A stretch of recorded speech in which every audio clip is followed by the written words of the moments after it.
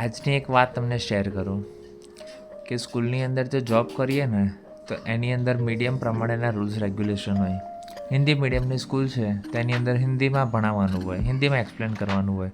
પણ એમાં પણ એક એ વાતની ખબર નથી પડતી કે ગુજરાતી વિષય છે તો ગુજરાતી વિષયને બી ગુજરાતીમાં જ ભણાવવાનો હોય.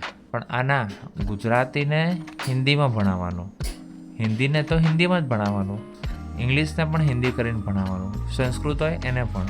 એટલે દરેક વિષયને જો હિન્દીમાં જ કન્વર્ટ કરવાની હોય તો પછી બધું હિન્દીમાં જ આપ્યું હોય. લેંગ્વેજ છે તો જે તે લેંગ્વેજ છે એ લેંગ્વેજમાં ભણાવવાનું હોય.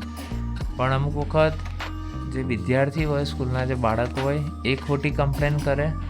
હવે ઘરના જે ફેમિલી મેમ્બર હોય એમને બી ઘરે જઈને ખોટી કમ્પ્લેન કરે. પછી એ સીધા ટીચર જોડે પહોંચી જાય અને કમ્પ્લેનમાં એવું હોય કે સર આવી રીતે ભણાવે છે, ટીચર ભણાવે છે તો વિદ્યાર્થીને ખબર નથી પડતી.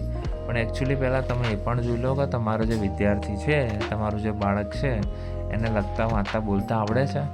હવે હિન્દી મીડિયમની સ્કૂલનું 9મા 10માનું બાળક હોય એને લખતા વાંચતા બોલવામાં તકલીફ પડતી હોય અને એવી આશા રાખે કે તમે ગુજરાતી ના ભણાવો, ગુજરાતીને હિન્દીમાં કહો તો પેપરમાં ગુજરાતી વિષયમાં લખશે શું?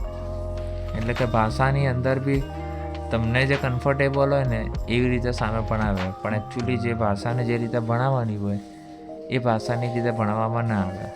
એટલે આવું એ લોકોનું માનવું છે. એટલે એક વાત તો એ થઈ.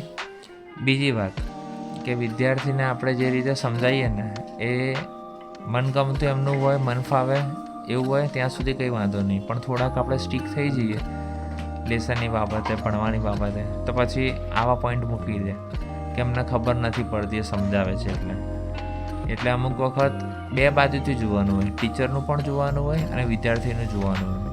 બસ